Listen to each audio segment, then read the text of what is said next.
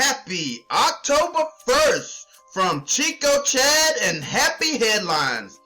First, I want to extend my gratitude to Jerry Weis-Corbley and the Good News Network for bringing us such an amazing website.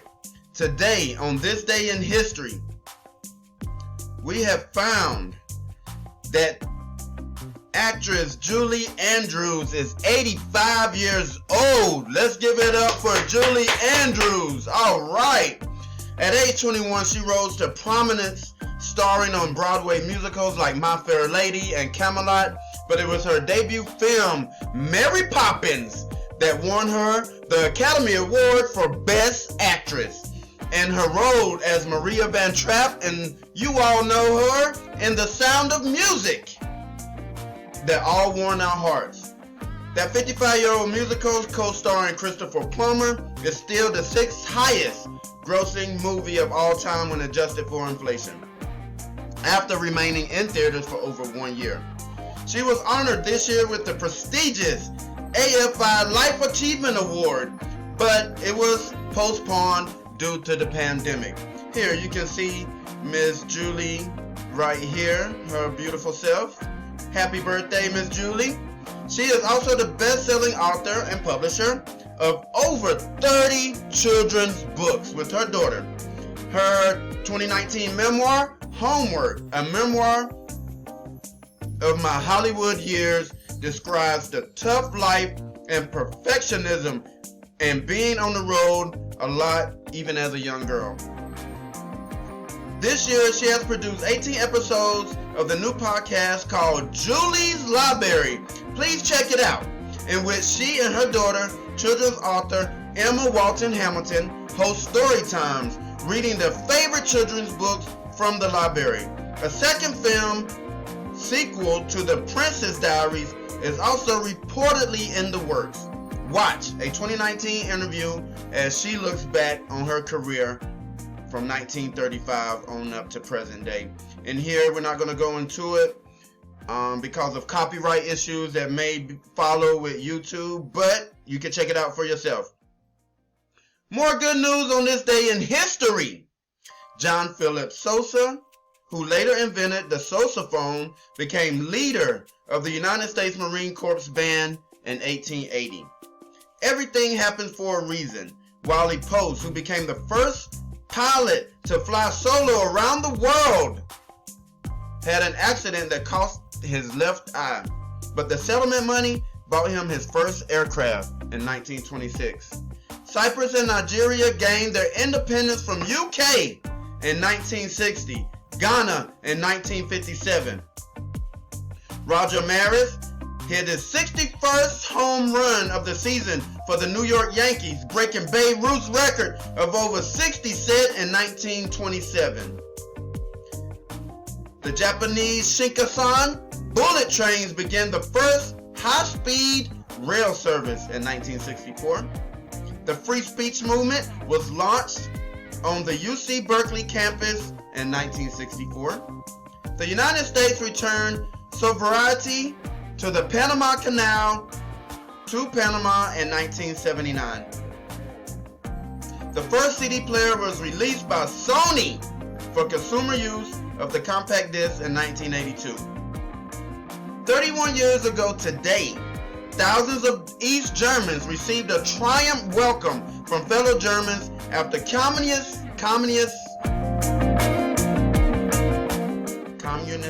leaders agreed to let them flee to the West. West German Foreign Minister Hans Dietrich Genscher made the dramatic announcement the day before in Prague, telling 4,000 refugees encamped at the embassy that they were being allowed to immigrate by train to the West.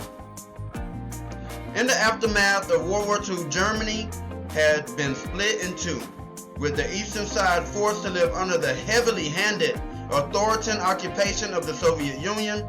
Germany celebrates Unity Day on Thursday, remembering the events 3 decades ago that led to the fall of the Berlin Wall in November and the reunification of the nation the following year, 1989. Also this day, 130 years ago, Yosemite National Park in California became the third U.S. national park. President Lincoln had set aside the majestic valley years earlier, making the first time in human history a huge tract of land to be dedicated to public use and preservation. The more than 1 million square miles of Yosemite in the Sierra Nevada mountains are also host to giant sequoia trees and towering waterfalls and the largest granite monument of the world, El Capitan. And happy 51st birthday to comedian and writer Zach Galifianakis, known for his role as the awkward brother-in-law in The Hangover 1969. Also happy birthday to former President Jimmy Carter, who turns 96 years old today, the 39th President of the United States from 1977 to 1981, is one of the few American presidents to receive the Nobel Peace Prize for his Camp David Accords. The author of A Full Life Reflections at 90, last month, he helped build another home for Habitat for Humanity with his wife Rosalind, once again showing that his age and even beating cancer hasn't slowed him down. The couple has volunteered for housing organizations for over 30 years, during which time they have helped build more than 4,000 homes. Watch a video about his Habitat for Humanity passion. Here you go right here. You can watch it on YouTube if you want to take a look.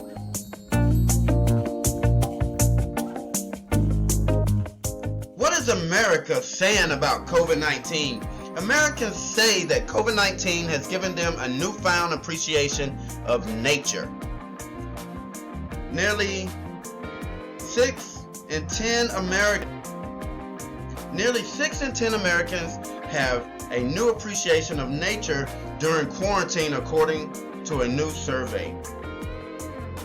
The poll asked more than 2,000 Americans about how they're keeping their moods up in light of social distancing measures. 58% of the respondents shared that they didn't appreciate nature as much as they should have before COVID-19 pandemic.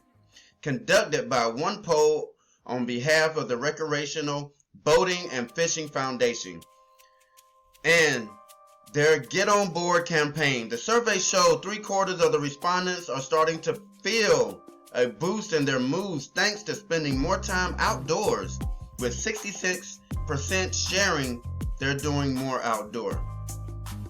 6 in 10 shared that they have been able to finally take the time to explore their local communities, with local parks, trails, and lakes topping the list of newfound areas.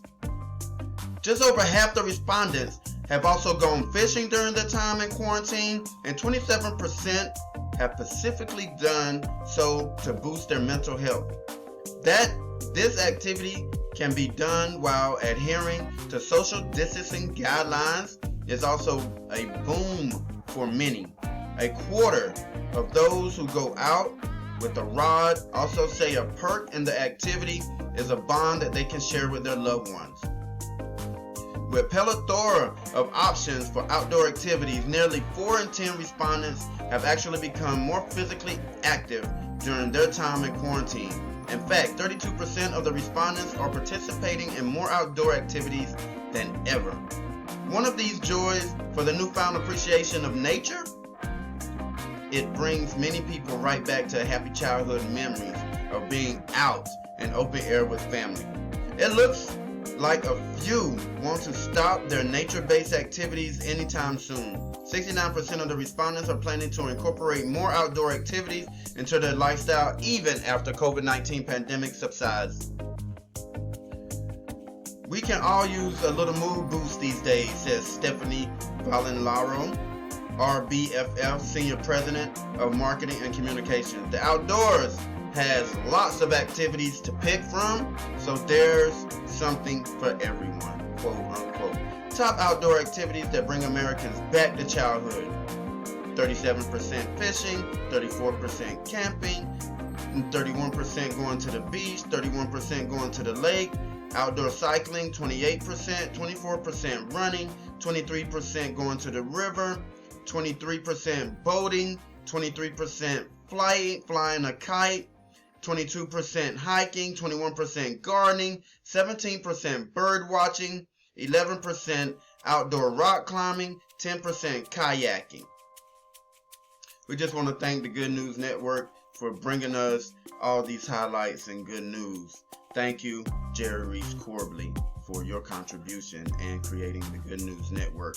We are forever in your debt.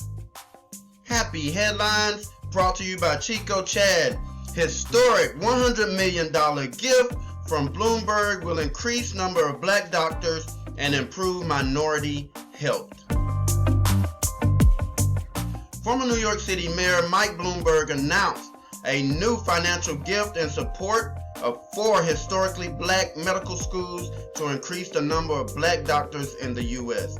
The money will be significantly reduce the debt and burden of approximately 800 medical students, many of whom face increased financial pressure due to COVID-19. The Bloomberg philanthropist gift is the largest ever received by Mary Medical College, Howard University College of Medicine, Morehouse School of Medicine, and Charles R. Drew University of Medicine and Science. Currently in the U.S., only 5% of the practicing physicians are black, while 13% of the U.S. population is black. And data shows that the black patients have better outcomes with black doctors because they are more likely to follow their directions. The medical school grants will allow officials to provide scholarships up to $100,000 to nearly every medical student currently enrolled and receiving financial aid over the next 4 years. Quote unquote, COVID-19 has been especially devastating for the black community, and the scarcity of black doctors practicing in the black communities is one reason for it, said Michael R. Bloomberg, founder of Bloomberg Philanthropies and Bloomberg LP, a third-term mayor of New York. More black doctors will mean more black lives saved and fewer health problems that limit economic opportunity in black communities. During my campaign for president, I proposed a set of bold policies, which were called the Greenwood Initiative, and to increase generational wealth among black families and shrink the racial wealth gap. The commitment Bloomberg Philanthropies is making today is just the first step we will take to bring that work to life. Mary graduates overwhelmingly choose to go to a primary care so that they can make the largest impact on the most people, said Dr. James Hildreth, president and CEO of Mary Medical College. But primary care, particularly in rural areas, does not provide the same level of financial security as other medical specialties. We just want to thank the Bloomberg Philanthropies for their donation. Thank you so much, Bloomberg Philanthropies. It's been a blessing. You are definitely improving the world by what you're doing now. Let's give it up for PayPal. PayPal announced a $530 million commitment to support black and minority-owned businesses and communities in the U.S., especially those hardest hit by the pandemic. Far too long, black people in America have faced deep-seated injustice and systematic economic inequality, said Dan Schulman, president and CEO of PayPal. We must take decisive action to close the racial wealth gap that sustains this profound inequality. PayPal says it is uniquely positioned to help in this area and laid out a short-term, medium, and a long-term investments in the community. The holistic set of initiatives we are implementing are designed to help address the immediate crisis and set the foundation for sustained engagement and progress towards economic inequality and social justice. We just want to give a special thanks to PayPal. Thank you, PayPal, for reaching out and seeing the problem and doing something about it and helping the black businesses that were hit hard by the pandemic. We really appreciate that.